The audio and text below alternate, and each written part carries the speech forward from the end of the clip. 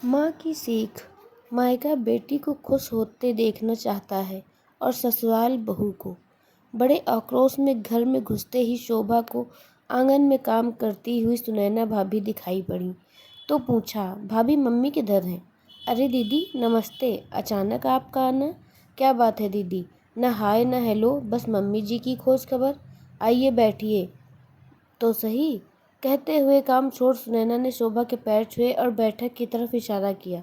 शोभा को अपनी गलती का आभास हुआ तो वह सुनैना के पीछे पीछे बैठक की तरफ बढ़ते हुए बोली, अरे कुछ नहीं भाभी, बस अभी धूप में चलकर आई हूँ ना, इसीलिए। दीदी आप बैठिए, मैं अभी आई, कहकर सुनैना रसोई में चली गई।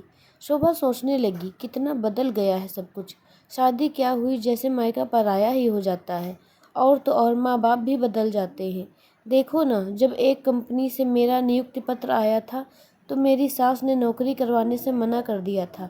ससुर और पति रोहित से इस विषय पर कुछ भी आशा नहीं थी, क्योंकि यह महिलाओं का मामला है और महिला ही इसे अच्छे से समझ सकती है, कहकर पल्ला झाड़ लिया था।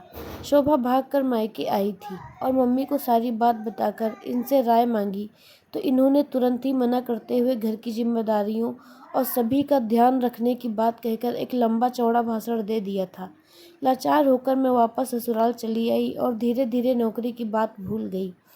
भाई आकाश का विवाह सुनैना से हुए अभी साल भी नहीं बीता है कि कल ही मम्मी ने फ़ोन पर बताया था कि सुनैना की जॉब लग गई है और वह अगले हफ्ते से ज्वाइन कर रही है। सुनकर मैं तिलमिला गई थी मम्मी के इस दोहरेपन से। मैंने फ़ोन पर तो कुछ नहीं कहा, लेकिन अगले दिन आमने सामने बैठकर उनसे बात करने को सोचा था, लेकिन आज वह घर पर ही नहीं मिली। शोभा के विचारों को विराम दिया सुनैना की आवाज़ ने। लीजिए दीदी, पानी पी लीजिए, तब तक मैं मम्मी जी को फ़ोन करती हूँ।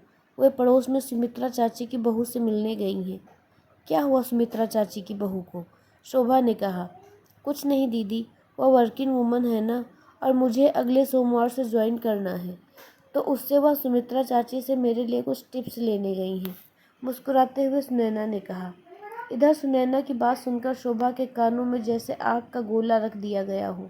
वाह रे मम्मी, मेरे समय दुनियादारी याद आ गई थी और बहू के समय दूसरों से टिप्स लिए जा रहे हैं। हद हो गई यार। तभी मम्मी ने अंदर आते हुए कहा, अरे शोभा, कल ही तो हमारी बात हुई थी और आज अचानक यहाँ? क्या बात है बेटी? अगर आती नहीं तो आपके दोमुंहेपन की झलक न देख पाती।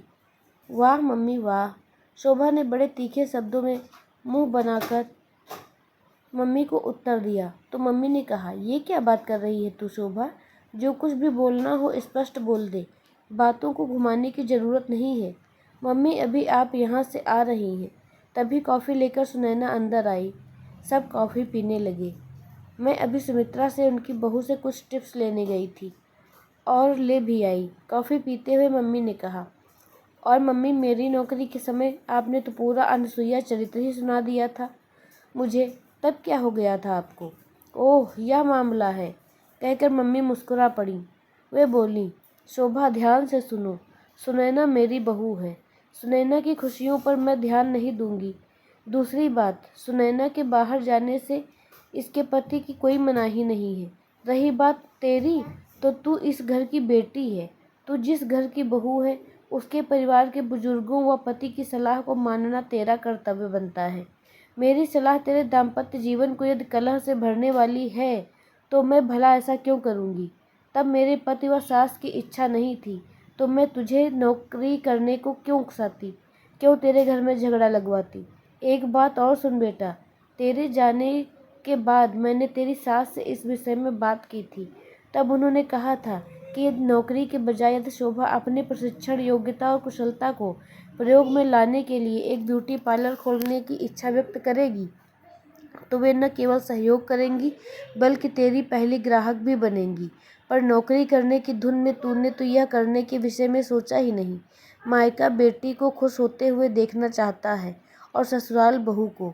अभी भी बहुत दिन नहीं गुजरे हैं, जाकर सास से मिल और अपना ब्यूटी पार्लर खोल कर एक दो लड़कियों को जॉब भी दे।